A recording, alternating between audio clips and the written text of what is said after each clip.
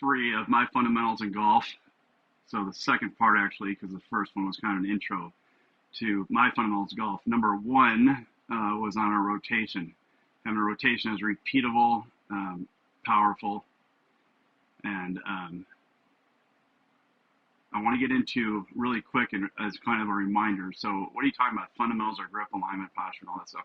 Yeah, I do still believe in those, okay? But here's the thing. I believe more in matchups, okay? Because a true fundamental would say, if I have a strong grip like this, right, I'm going to hook it. You know, I'm going to roll it, get this club face roller, I'm going to hook it. Well, I know some guys on the tour that fade it that way, okay? You know, you can also set up like this, just say, oh, okay, I'm going to fade set up, right? I can swing it out like that just fine and hit a draw, okay, as a natural shot. So my point is this. To me, they're not true fundamentals. What there are is matchups, okay, that matter. Now, believe me, you know, I get a lot of people come into me with grips that's right in the palm here. Things aren't working. We have to fix that. I have to fix setups if they're horrible posture, yes. So, but I'm talking about fundamentals that I believe that after all those are just kind of set up, then we start looking at the matchups and go after getting a repeatable rotation that's powerful. Then we can play good golf quite often, right? So I went into that a lot. I'm going to try to stay away from that. Let's go to number 2, impact, okay? So if you come to get a lesson from me and you're new, I just gave away what I'm going to be looking at mainly. You know, I'm going to make sure those first other ones are okay, the old kind of fundamentals, and I'm going to start with the new. Now, if you don't move perfectly, you don't have a great pivot, then we're going to go right to work on that, okay?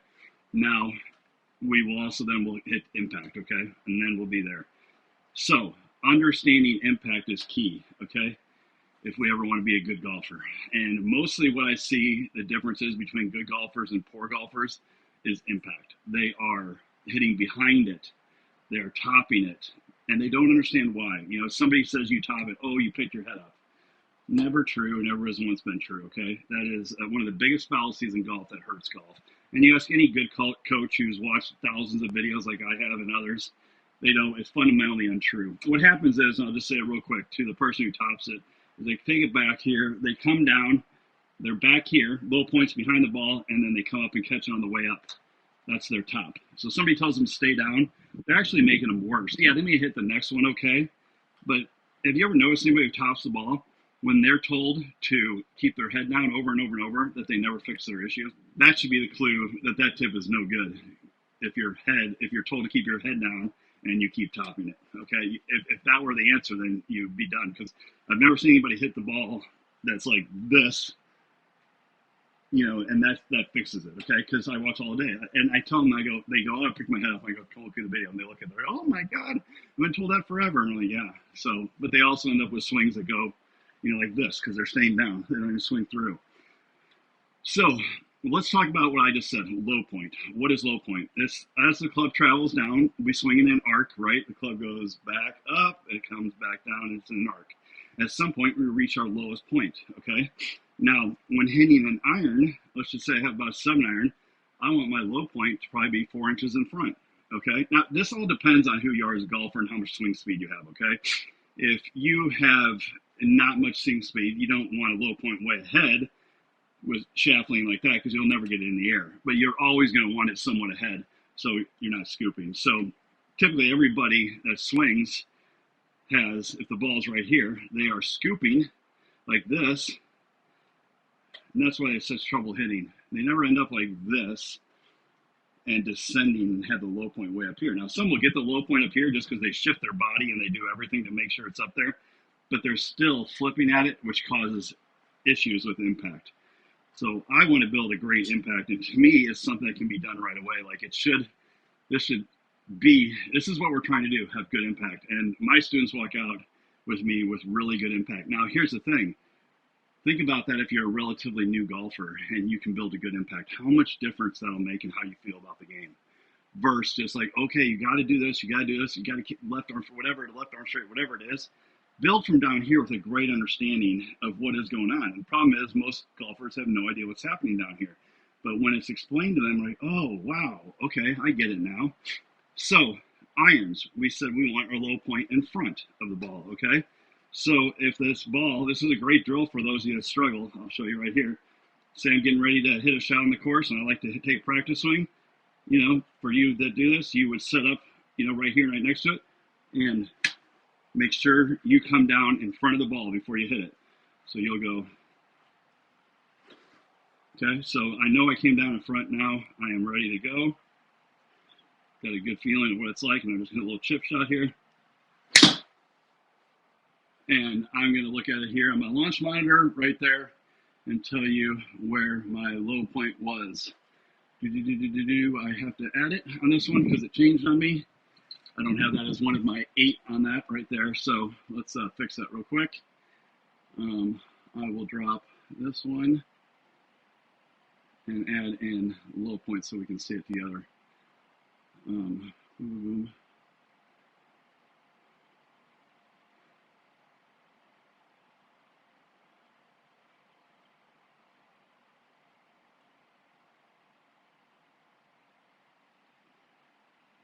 Okay, I feel like they moved this thing here. Okay.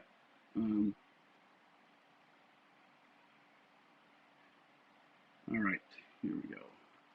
Let me put this in here. Okay, and close. Okay, sorry about that, folks. Maybe I'll edit that out. That part. I never edit out like my shots and hitting them, but I will edit out, you know, if I have to do something like a break like that. So low point, 4 inches ahead for mine, okay? Now, mostly you'll see people that are pretty new to this, they'll have this low point. You keep seeing, it's called B, which is behind the ball because they're trying to flip it and time it as best as they can. And, you know, the more athletic you are, the more you play, the better you get at it, flipping it and catching it. But here's the deal. I've never seen a flipper that doesn't vary their swing, okay, or their scores greatly, okay? You take somebody who flips, and let's say they're playing 4 days a week, and they get kind of in a little groove. They take a week off, they come back. Let's say they're a 78 shooter, they come back, they shoot 94. That should never happen to a golfer. I don't care if you take a week off or what, because if you have built a nice, repeatable turn that's, you know, efficient and powerful, and you know that you have to be up there because you built your swing to come down in front, landed up here. See, that's the thing, is that you will never have those type of score problems. So everybody I see takes club and they'll do like a little waggle and practice swing and end up back here. What you should do is come here and land up here. This is what we're thinking here, okay? We should look up here. Instead of trying to go hit the ball, we're trying to swing and land it up here more. So you can try to get as much as you can on it to see what you can do and what's best for you as far as how much, right? I mean, you can hear here's the difference too, you'll notice between, I don't know how well you can hear my shots, but yeah, it's 4.5 ahead there. How well you can hear the compression, but it's completely compressed, and that only happens when you're like this, and I don't get any high shots. The person who goes like this, let's say their angle of their club is they'll have like 60-degree lie angle on that, and it's probably, let's say the loft is, let's say 34. They'll loft it at 34 to 36 when they hit it, okay? So imagine how high that's going, okay? So my launch angle on this thing, this is about a 7. This would be, for this set, about a 32.5, which is good. So imagine how more penetrating that shot was and how much longer, because I got good height on it with speed too. So that is why it's so important. The launch angle, we bring that down too. Typically see the people that flip when they catch it good, they're just so high on their wedges too and everything. So it costs them tons of distance that they could realize, but they just don't know how to do it. And typically another thing you'll find out too with those people, they hit their driver typically well and iron's terrible, because think about your driver, you're going to want to get the club going up. So they're set for that. They're already landing behind. Now the driver, they just got to get going up a little more. So the flip for them is, you know, pretty good with driver. So they'll definitely be okay drivers typically, and terrible iron players. So low point again, understanding it. If I have a swing that goes, let's say we're like this, okay, from the top, and I go like this. I'm one of these people like this, okay? My low point's going to get way in front, okay, of the ball.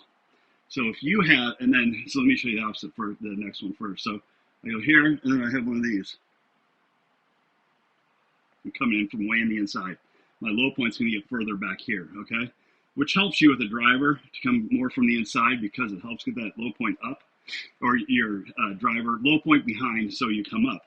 Now, if you're having trouble hitting behind, you may have a swing that's way on the inside. Just by fixing it a little bit of getting it more, let's say on plane like this, you'll notice right away you can get to a better spot up here. It's something to think about. But people who have come way over the top have typically, they'll stay on their back foot a lot and go something like this because they're trying to, they don't know it, but they're trying to keep that low point back. They can't move their body well forward like I would, because I would miss it if I did that. So, but they will go like this and stay back because their club face is also wide open too, and just try to flip it up there like that. That's what they do. So, like I said, some people can get okay at it, but never. Nobody I'd ever say is going to become a great player from that. I've never seen it once. Okay, I've seen people shoot good scores with it, but I also see those people the next day tell me how bad they shot too, and they just can't understand why. So, how are we going to want to work on low point? Lots of ways. I showed you one drill. Okay, and this is for all of you that have those issues. I would highly suggest when you go play golf that you set up like this to your ball, and then you come here. And then before every shot, you just take a little mini swing and you make sure you see yourself coming down in front. And once you do that, you're ready to go. How does that happen though? How do I get down in front? Well, first off, if I got a proper pivot, I'm getting more on my left side. See that?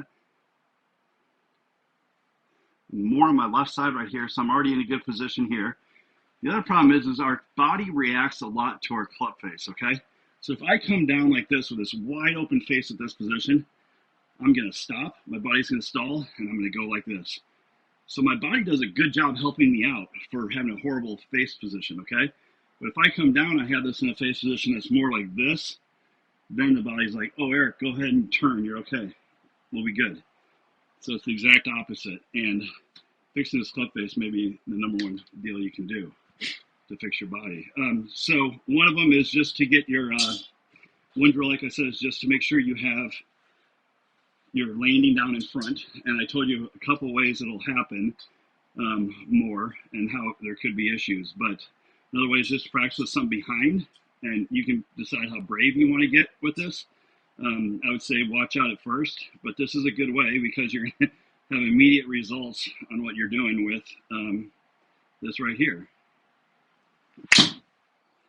Okay, so you can just hear the sound first, and I can tell where I come down in front line again. So that's another way to do it. I don't suggest starting with that one right away. I suggest a simple drill, like if you have tape like this you can use, or a line. You can just take a tee and mark a line in the grass and look at it like I can see there, and just make sure you're coming down in front of it, okay? So that's the basics of low point, because I told you what happens if you have swings that go more over the top. Our low point's going to get more forward. If I have a swing that comes more from in here, look how I want to get more back.